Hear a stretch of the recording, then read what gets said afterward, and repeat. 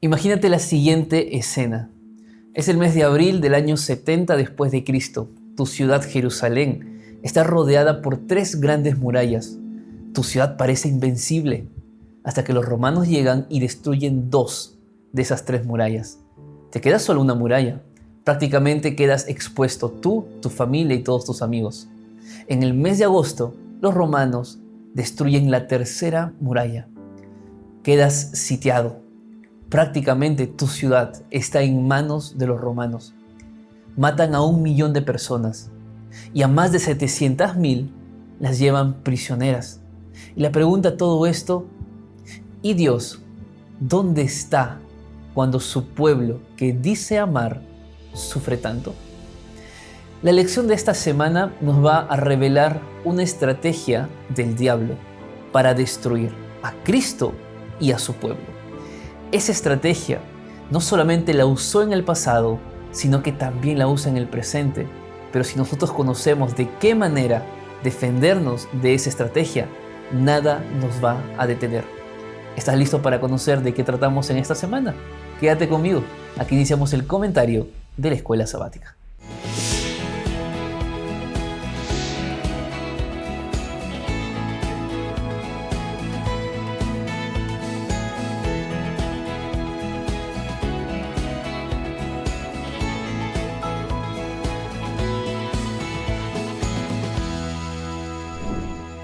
Qué bueno es poder estar juntos nuevamente aquí en el canal de YouTube. Te doy la bienvenida a este espacio. Yo soy el pastor Anthony Araujo, pastor de la Iglesia Adventista, y ya sabes que aquí en este canal cada semana tienes un video y en cada video un comentario de lo que estamos estudiando durante estos próximos 3 meses, y me refiero al estudio del gran conflicto.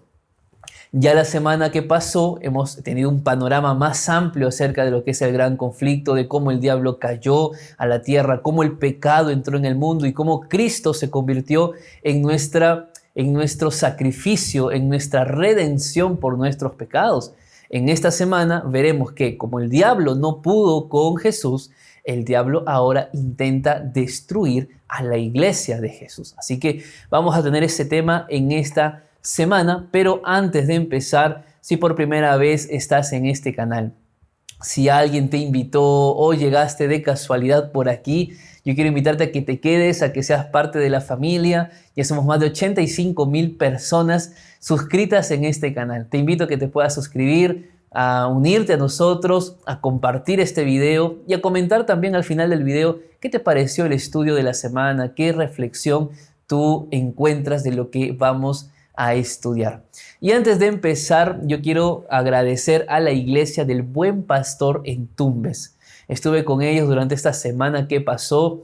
Me sentí muy feliz con ellos. Hemos podido estudiar la palabra del Señor. Así que gracias por todo su cariño. Y también con todos los amigos con los que me pude encontrar en Tumbes. Muchas personas que siguen este canal, que me conocían por las redes sociales, pero que pudimos encontrarnos allí frente a frente, tomarnos algunas fotos. Gracias por todo su cariño, porque Dios es muy bueno, que permite que esta familia crezca en todo el mundo. Y lo otro que te quiero comentar y al mismo tiempo invitarte, si tú te encuentras en Seattle, Tacoma, allá en el estado de Washington, yo estaré con ustedes la próxima semana. A partir del próximo sábado tendré una semana de evangelismo en la Iglesia Adventista de Tacoma, allí en Seattle, Washington, estado.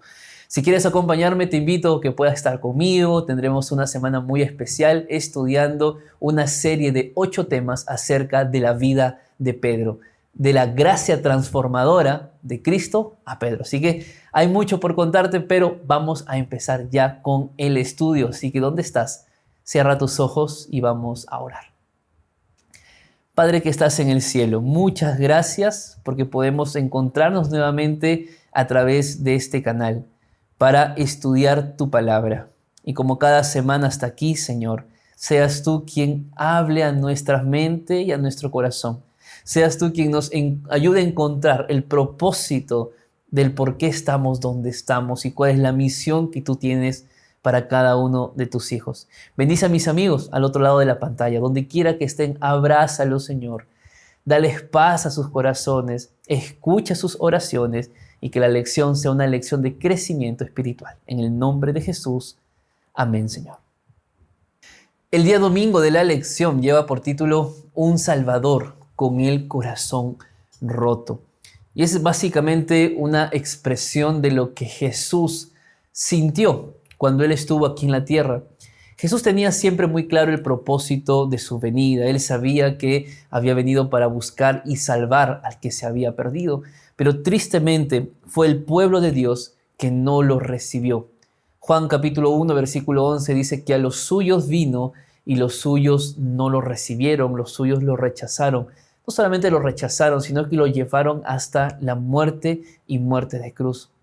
Pero incluso con todas esas actitudes que el pueblo de Dios tenía hacia Jesús, Jesús nunca dejó de amar a su pueblo.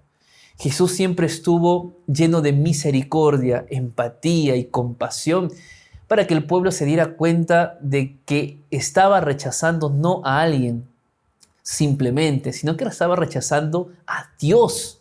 Pero ellos nunca lo entendieron. Aún así, Jesús muchas veces profetizó de lo que vendría sobre Jerusalén.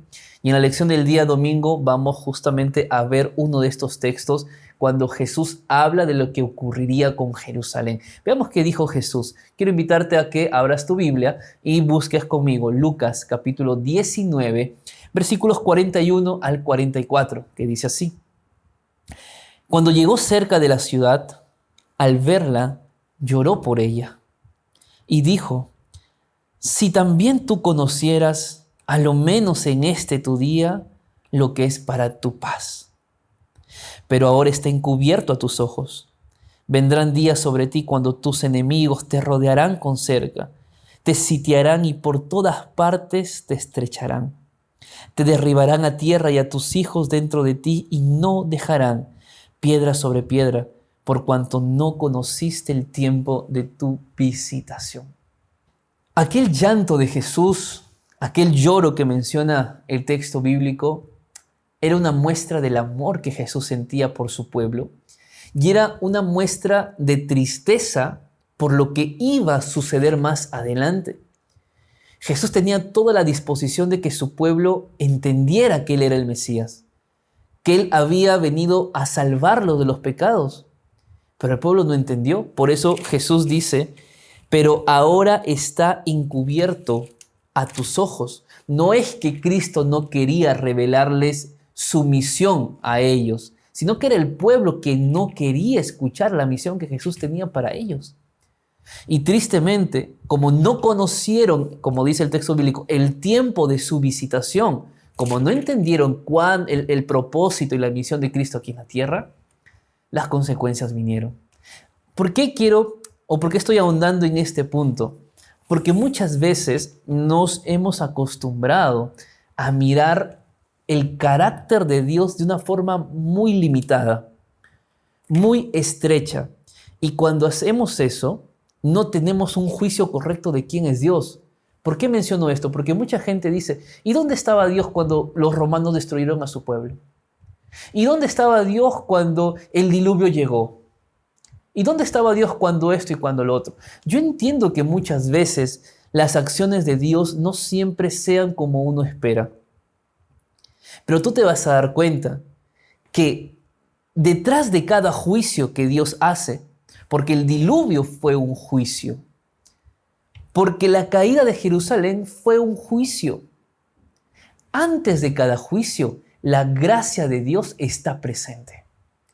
No es que Dios destruyó a los antidiluvianos o a los ninivitas porque Él quiso hacerlo. No fue así. Fue porque tristemente el pueblo y la gente de aquel entonces, por más años que habían pasado y Noé predicaba, nadie escuchó. O por lo menos nadie de los que escuchó entró en el arca. Cuando Jesús destruye Jerusalén o cuando Jesús permite la destrucción de Jerusalén, ¿acaso Jesús mismo no había pedido y profetizado y clamado de que el pueblo se diera cuenta de la misión que Él tenía para rescatarlos de esa destrucción y de la destrucción del pecado? O sea, no es que Dios hace juicios porque quiere hacer. No es así. siempre detrás de cada juicio hay un tiempo de gracia. Y el pueblo de Israel no se dio cuenta de eso. Por eso, yo te invito a que cuando intentes juzgar el carácter de Dios, porque Dios es amor, y sientas que en algún episodio de tu vida no viste ese amor de Dios en el acto, en el momento que tú querías, mira un poquito más atrás y mira si es que hubo otros momentos donde sí el Señor mostró su amor por ti y tal vez no te diste cuenta que era el amor de Dios o no te diste cuenta que era una oportunidad que Dios te estaba dando. Y ahora tristemente lo que está pasando en tu vida es que estás pagando las consecuencias de tus decisiones. Y eso no tiene nada que ver con que sea la culpa de Dios ni la culpa del diablo. Son nuestras decisiones. Aún con todo esto, queridos amigos, Jesús fue un ser tan bueno con su pueblo que le advirtió a su pueblo lo que estaba por ocurrir. Mira lo que dice el texto en Mateo, capítulo 24, versículos 15 al 20. Cuando veáis en el lugar santo la abominación desoladora de la que habló el profeta Daniel, el que lea entienda. Entonces los que estén en Judea huyan a los montes. El que esté en la azotea no descienda para tomar algo de su casa. Y el que esté en el campo no vuelva atrás para tomar su capa. Pero ay de los que están en cinta y de las que críen en aquellos días. Orad pues que vuestra huida no sea en invierno ni en sábado. Básicamente Cristo estaba aquí adelantando lo que el pueblo tenía que vivir. Aún con todo eso, aún con todas las profecías de Jesús para su pueblo, con todas las amonestaciones de Jesús al pueblo, con tantos milagros que Jesús hizo y el pueblo no reconoció que era el Mesías. El pueblo tristemente le dio la espalda a Jesús y el juicio tuvo que llegar a la vida de ellos.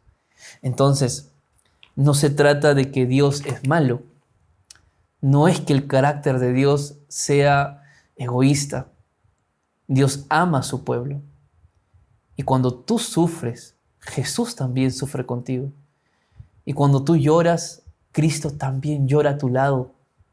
Cuando te sientes solo, sola, es Él quien te abraza. El diablo lo que quiere es que tú cuestiones todo aquello que pasa en tu vida. Lo que el diablo quiere es que tú le eches la culpa a Jesús de lo que pasa contigo. Cuando en realidad Él siempre está allí consolándote, ayudándote, animándote. No es que Dios quiere la destrucción de tu vida. Es Satanás, es el diablo. Pero si hoy tú escuchas la palabra de Dios y tú ves el panorama más amplio de lo que Cristo quiere para tu vida, sin lugar a dudas, tú también serías salvo de aquella destrucción que podría venir. Vamos al día lunes de la lección. Lleva por título Cristianos salvados providencialmente. ¿Qué significa esto? Que si bien es cierto, la destrucción de Jerusalén por completo se dio en el año 70 después de Cristo, previo a ese año ya los romanos estaban intentando sitiar, hurtar y hacer daño al pueblo de Dios. Yo quiero leer para ti lo que dice el Espíritu de Profecía en Conflicto de los Siglos. Dice lo siguiente. Perdida ya la esperanza de poder resistir el ataque, los sitiados estaban a punto de rendirse cuando el general romano retiró sus fuerzas sin motivo aparente para ello. Empero, la previsora misericordia de Dios había dispuesto los acontecimientos para bien de los suyos. Ya estaba dada la señal a los cristianos que aguardaban el cumplimiento de las palabras de Jesús.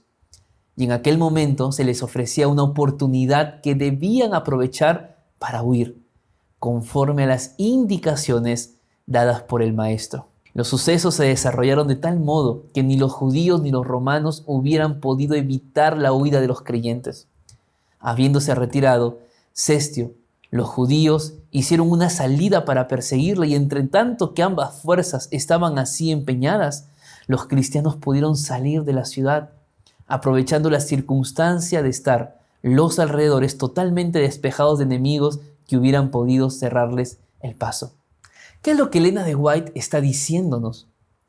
Básicamente que los judíos y los romanos se unieron para perseguir a los judíos cristianos. Y esta es la estrategia que el diablo usó en aquel tiempo para destruir a la iglesia de Dios, las persecuciones.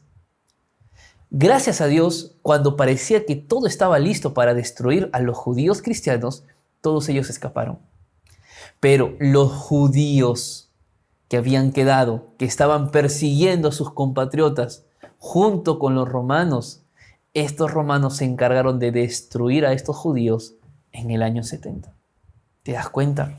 Jesús había dado un mensaje de amor para que todos huyeran, pero solo aquellos que creyeron en Él huyeron y se salvaron. Esta estrategia de la persecución fue una estrategia que duró por muchos años.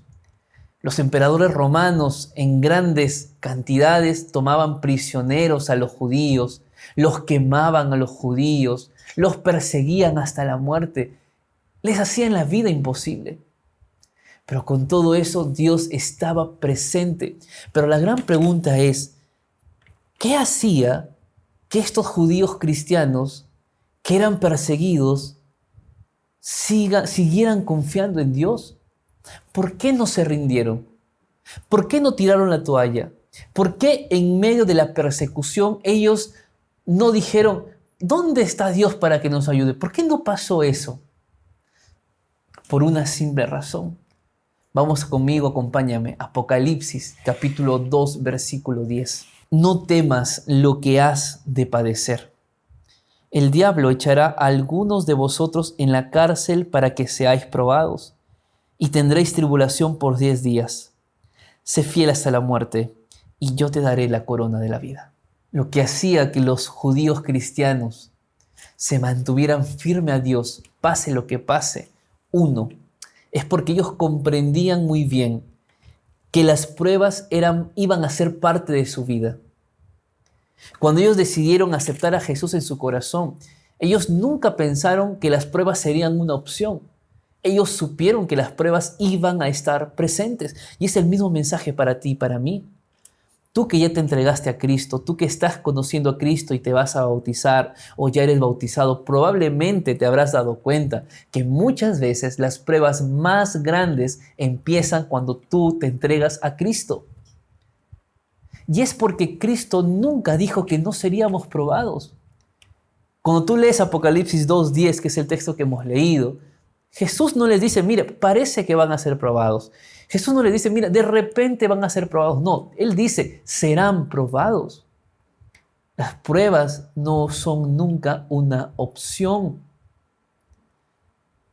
Las pruebas son parte de la escuela de Cristo para perfeccionar nuestro carácter. Porque las pruebas lo que hacen es revelar lo que tú eres. Cuando la prueba llega a tu vida, tú te das cuenta de qué estás hecho. Tal vez tú siempre pensaste que cuando la prueba iba a llegar, tú no ibas a cuestionar a Dios, tú pensabas que tu fe no iba a faltar, tú pensabas que nunca te ibas a desanimar, tú siempre creíste que ibas a estar firme hasta que la prueba llegó. Y te diste cuenta que no eres aquello que tú siempre pensaste. Las pruebas revelan tu carácter, pero también revelan el carácter que Dios quiere colocar en tu vida. Si había algo que sostenía a los judíos cristianos, además de comprender de que las pruebas iban a ser parte de su vida, por eso ellos nunca cuestionaron a Dios, ellos se mantuvieron firmes, es que ellos creían tanto en Jehová y en la recompensa que ellos iban a recibir, que era la vida eterna. Eso a ellos les ayudó mucho para mantenerse firmes. Ellos tuvieron que pasar persecuciones, muertes, golpes, azotes, tantas cosas que tal vez tú que me estás viendo no lo estás experimentando y yo tampoco. Pero la pregunta es, si llegan las pruebas más grandes a tu vida, ¿qué vas a hacer? Tu respuesta es el título de la lección. ¿Ya viste el título de la lección? ¿Qué dice el título de tu lección? ¿Amor o egoísmo? ¿Qué te va a motivar en la vida cristiana? ¿Tu amor por Dios o va a primar tu egoísmo?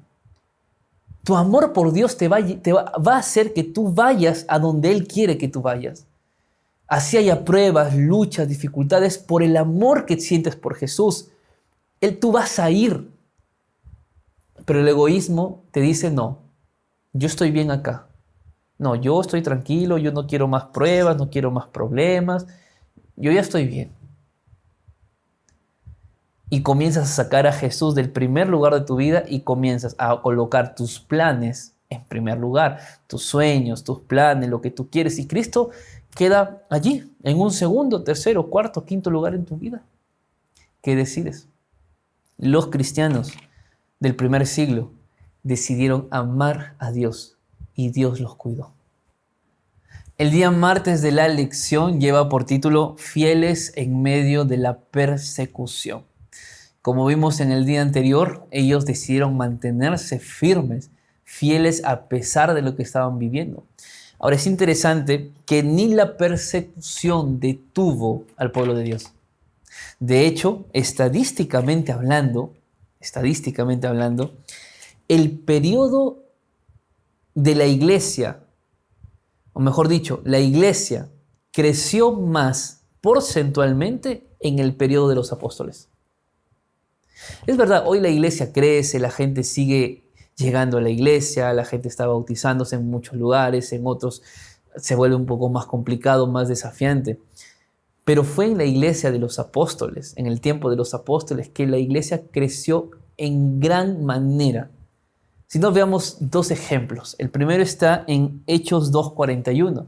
Así que los que recibieron su palabra fueron bautizados y se añadieron aquel día como 3,000 personas. ¿Tú te imaginas que en un día 3,000 personas se hayan bautizado? ¿Qué te da a entender eso? Que estaba ocurriendo algo. Que sí, la iglesia estaba siendo perseguida.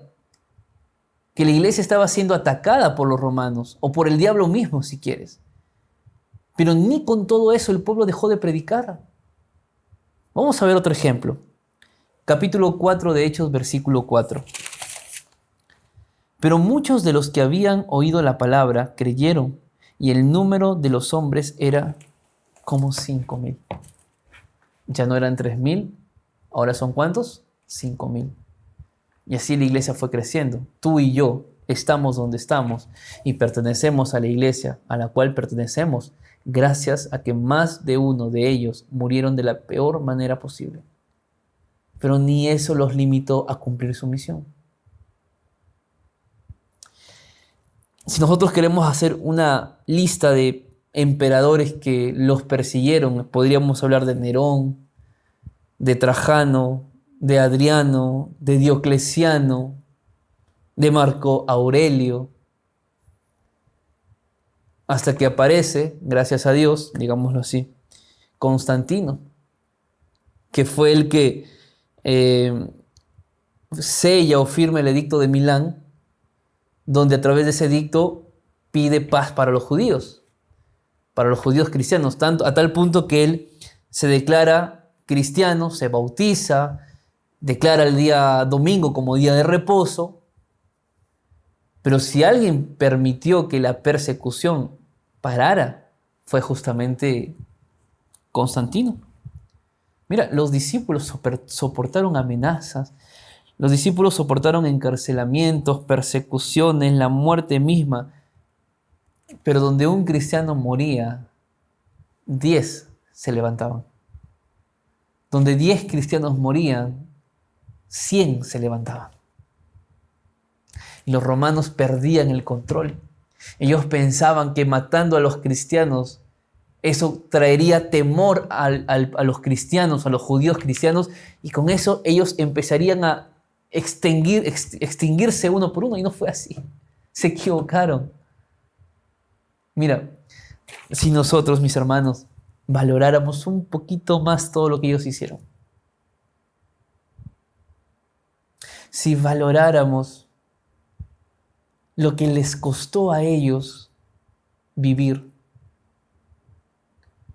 porque cuando habían desastres naturales, ¿sabes a quién echaban la culpa?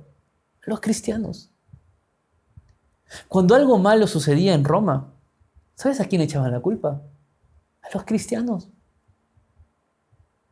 Cuando hubieron los terremotos que hubieron en aquel primer siglo, la culpa era de los cristianos para los romanos. Porque eran los diferentes y sufrían persecución y les quitaban la comida y no les daban agua y no les daban tierras. Vivían literalmente por fe.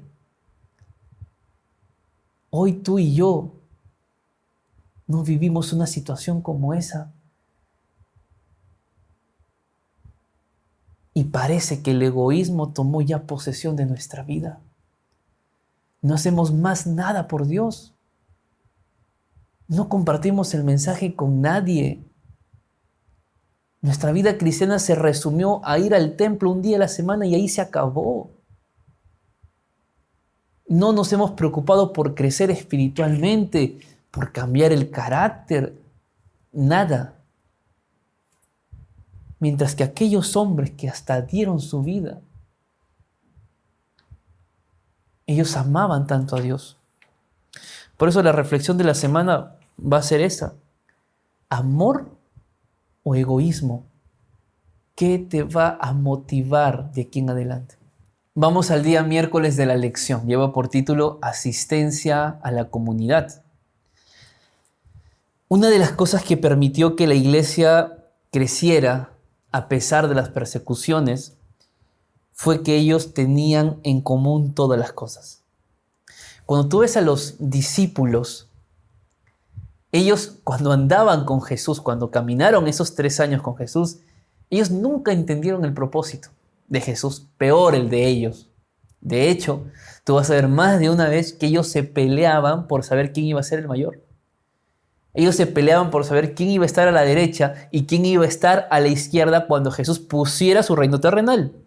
Esos eran los discípulos. Cuando el Espíritu Santo llega a su vida de ellos cambia. Por eso yo te decía en la introducción, yo ahora estoy escribiendo una serie de 8 temas acerca de la vida de Pedro. Porque ese Pedro de los evangelios, un Pedro violento, un Pedro que no tiene dominio de sí mismo, un Pedro que no es leal al maestro, un Pedro que fracasa muchas veces, que muestra valentía pero en realidad es cobarde. Ese Pedro ya no es el mismo Pedro de los hechos, es otro Pedro. Cristo lo transformó, su carácter cambió. Y ese Pedro de los hechos de los apóstoles ya no es el Pedro de las cartas que él escribe. Porque ellos fueron comprendiendo su propósito con el tiempo, hasta que encontraron su propósito. No es que ellos nunca tuvieron problemas, no es que esta iglesia nunca tuvo problemas, tuvieron sus problemas. A tal punto que tuvieron que nombrar ancianos, diáconos, para poder cuidar de la gente. Y por ahí discutían si los gentiles tenían que judaizarse. Discutían si los gentiles tenían que circuncidarse. Tenían sus problemas internos, como toda iglesia, o como todas las mayorías de las iglesias. Tenía sus conflictos externos, porque además de eso eran perseguidos. Pero si algo los mantenía juntos y unánimes, es que cumplían la misión.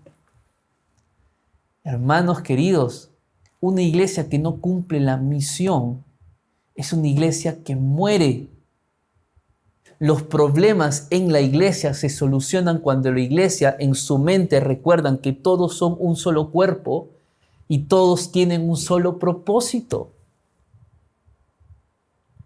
Pero mientras cada uno intente decir, no, yo no estoy para diácono, yo estoy solo para anciano.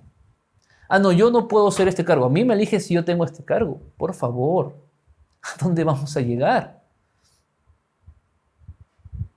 Somos instrumentos en las manos de Dios. Y yo como líder de iglesia, tú como líder de iglesia, tienes el deber de llevar a tu iglesia a una experiencia misionera. ¿Cuándo fue la última vez que llevaste un alma a los pies de Jesús? ¿Cuándo fue la última vez que llevaste a alguien al bautismo? La última vez que diste un estudio bíblico a alguien. Porque eso es vida cristiana. ¿Tú crees que los discípulos recibieron el Espíritu Santo y se quedaron con los brazos cruzados a ver qué pasaba? No. Salieron a predicar porque estaban llenos del Espíritu Santo y amaban tanto al Espíritu Santo y amaban tanto a Dios que era imposible guardarlo en secreto. Pero claro, si yo no tengo comunión con Dios, ¿cómo voy a amar a Dios? Y si yo no amo a Dios, ¿cómo voy a hablar a otros acerca del amor de Dios si ni yo lo siento en mi corazón?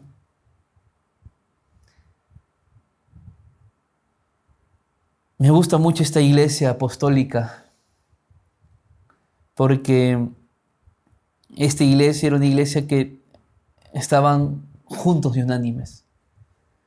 Cuando tú lees Hechos capítulo 2, versículo 1, dice que cuando llegó el día del Pentecostés, todos estaban juntos y unánimes. No dice juntos solo, no dice solo unánimes, dice juntos y unánimes. Estaban juntos físicamente y juntos en propósito. Vamos a leer Hechos capítulo 2, versículos 44 al 47.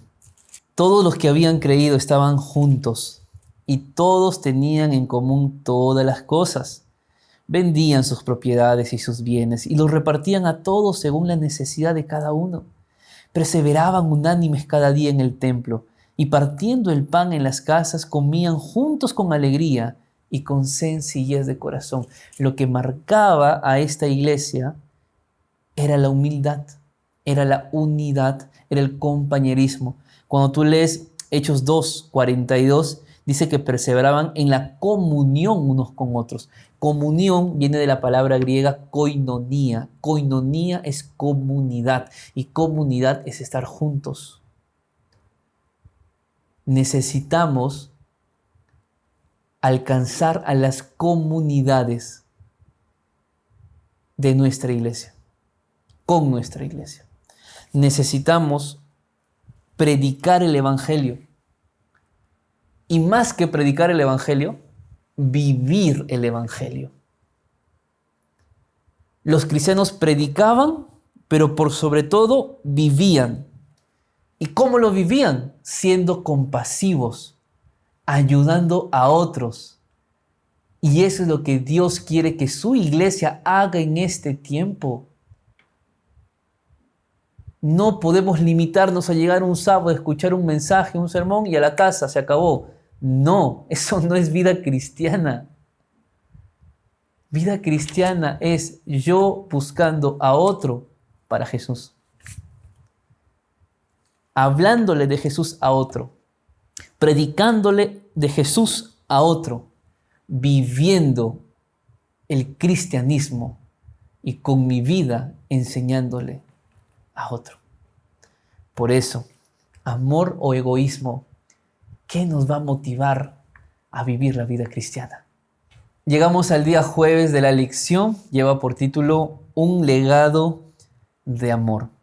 Vamos a la Biblia, Juan capítulo 13. Mientras tú vas buscando Juan capítulo 13, el cristianismo del Nuevo Testamento, esa iglesia que nació con Cristo y los apóstoles, fue una iglesia que se caracterizó por el amor, como lo hemos visto en el día anterior.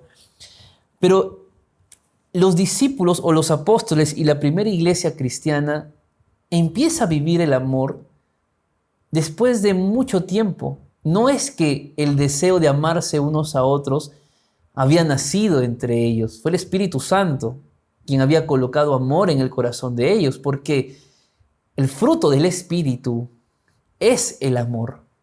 El fruto del Espíritu es el gozo, es la paz, es la paciencia, es la humildad, es la mansedumbre.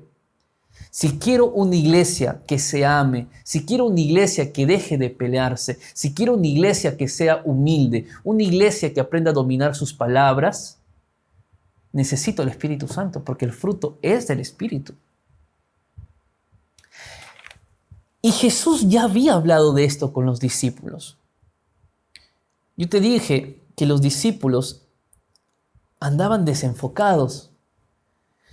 Y yo quiero que vayamos a Juan 13 porque Juan capítulo 13 empieza con una escena de Jesús lavándole los pies a los discípulos. Esta escena es interesante porque no es que recién los discípulos conocían a Jesús. De hecho, Jesús estaba ya por ir a la cruz. Y los discípulos no habían entendido el ministerio y el propósito de Jesús. Ellos habían caminado desde Betania y donde ahora se encontraban, habían caminado tantos kilómetros. Sus pies estaban sucios, llenos de polvo, llenos de sudor. Y la costumbre era que siempre había un esclavo o un criado para lavar los pies a los que llegaban a la casa. Pero cuando ellos llegaron a la casa, no había ni esclavo ni criado. Y todos se miraban sus pies sucios, se miraban entre ellos y decían, ¿y ahora quién nos lava? ¿Quién nos va a lavar? Y no había nadie. Hasta que se dieron cuenta que uno de ellos tenía que tomar la decisión de lavarle los pies a los demás. Ninguno quiso. Ninguno. Nadie. ¿Por qué? Porque era trabajo de un esclavo. Y para ellos, lavar los pies a sus amigos era sinónimo de que iban a ser los menos importantes entre los 12. Y aparece Jesús para lavar los pies a todos ellos. La vergüenza que había en el corazón de ellos. Es en este contexto que Jesús va a decir las siguientes palabras, que es lo que vamos a leer ahora. Versículo número 34 y 35 de Juan capítulo 13. Un mandamiento nuevo os doy, que os améis unos a otros. Como yo os he amado, que también améis unos a otros. En esto conocerán todos que sois mis discípulos, si tenéis amor los unos por los otros. No era un mandamiento nuevo como para agregar uno más a los 10. De hecho, es el resumen de los 10, el amor a Dios y el amor al prójimo. Pero ¿por qué Jesús dice que es nuevo? Porque por primera vez Jesús estaba diciendo que se amen como Él los amó. Ellos habían entendido que debían amarse, pero nunca sabían la medida del amor. Un ejemplo para poder amar, como quién tengo que ser para saber cómo debo amar. No tenían eso. Hasta que Cristo mismo les dice, amen como yo los amo a ustedes. Y yo te hago una pregunta a ti. ¿De qué manera Dios te ama? ¿Dios es compasivo contigo? ¿Dios es paciente contigo? ¿Dios te mira tus pecados y te perdona? ¿Dios mira tu orgullo de tu corazón y aún así te sigue amando? ¿Verdad que sí? Porque de la misma manera como Él te ama, Él quiere que tú ames a tu prójimo. Si Dios es paciente contigo, Dios quiere que tú seas paciente con tu prójimo. Si Dios es misericordioso contigo, Él quiere que tú tengas misericordia del que se equivoca contigo. En el versículo 35, Jesús va a dejarnos la identificación de un cristiano. ¿Cómo podemos identificar entre tanta gente que ese sí es un verdadero discípulo? Me hubiera gustado que Jesús dijera, mira, van a darse cuenta que son mis discípulos si escuchan que ellos dicen que el sábado es el día de reposo. Me hubiera gustado. Nos hubiera ahorrado tal vez tantas dudas de mucha gente acerca del día de reposo. ¿O no? Pero Jesús no dijo eso. No habló de doctrinas en ese momento. Habló de su carácter.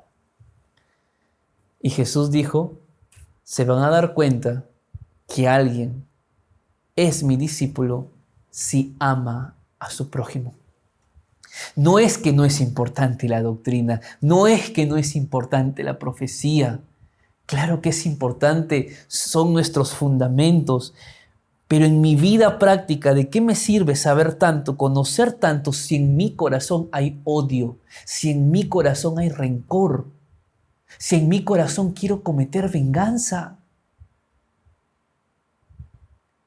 ¿De qué me sirve? Tiene su valor, pero si no vivo lo que predico, si no vivo lo que creo, y si Cristo dice que hay que amar al prójimo y no lo hago, es porque aún tenemos que seguir aprendiendo más de Jesús, que nuestra vida cristiana no está completa, no está resuelta. Mira lo que dice Primera de Juan 4:21. Vamos desde el versículo 20. Si alguno dice yo amo a Dios, pero odia a su hermano, es mentiroso. Pues el que no ama a su hermano, ¿a quién ha visto? ¿Puede amar a Dios a quien no ha visto? Y nosotros tenemos este mandamiento de Él. El que ama a Dios, ame también a su hermano. Una de las mayores o la mayor revelación de Cristo por nosotros fue en el Calvario. Él miró nuestra condición y no nos abandonó. Nosotros lo abandonamos a Él. Miró nuestros pecados y no nos rechazó. Pero de la misma manera como Él nos amó y como Él nos ama, Él quiere que aprendamos a amar al prójimo. Porque solo donde hay verdadero amor, hay crecimiento espiritual. La estrategia del diablo fue destruir a la iglesia de Dios a través de la persecución. Pero Jesús les avisó para que salieran de Jerusalén antes que fuera destruido. Y cuando ellos salieron, no dejaron de ser perseguidos. Y Cristo les dijo, no tengan miedo, yo estoy con ustedes. Yo les voy a dar una corona de la vida eterna. Y ellos se empeñaron porque esa iglesia que estaba empezando a nacer sea una iglesia que cumpla los mandamientos, pero por sobre todas las cosas, amen a su prójimo. ¿Sabes por qué la iglesia creció tanto en medio de la persecución? ¿Sabes por qué se bautizaban 3,000? ¿Sabes por qué se bautizaban 5,000? ¿Sabes por qué se bautizaban 10,000? Porque esa iglesia no solo predicaba el amor, vivía el amor en coinonía, en comunidad. Yo te pregunto en este día, ¿qué te gustaría que a ti marque en tu vida lo que viene por delante? ¿Qué te gustaría que sea el motivo de continuar el camino cristiano? ¿Tu amor por Dios? ¿O quieres colocar en primer lugar tus propios planes? ¿Qué decides? ¿Amor o egoísmo? Es cuestión de decisión. Pero si tú decides amar a Dios, vengan pruebas, vengan persecuciones y venga lo que venga, tú serás fiel a Dios y Dios será fiel contigo. Pero si en medio de las pruebas tú decides alejarte de Cristo porque prefieres avanzar con tu propia vida y dejar las cosas de Dios para otra persona, que a ti no te da más tiempo de ir a la iglesia, que tú no tienes más ganas de hacer esto, para un momento y reflexiona. Porque hoy estás en el tiempo de la gracia de Cristo. Y hoy es día de arrepentimiento para ti. Mi deseo es que tú decidas avanzar en la vida cristiana por amor, así como los primeros cristianos. Ama a Dios y ama también a tu prójimo. Que Dios te bendiga en gran manera. Dios te bendiga mucho. Si te gustó este video, compártelo. Yo creo que siempre hay alguien que necesita escuchar de la palabra de Dios.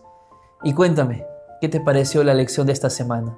¿Cuál es la reflexión o el mensaje que tú llevas en tu corazón de la lección? Escríbelo allí en los comentarios. Y recuerda que si quieres conocer más de la palabra de Dios, aquí a mi costado hay 2 videos. En cualquiera de los 2 tú vas a seguir aprendiendo más del Señor.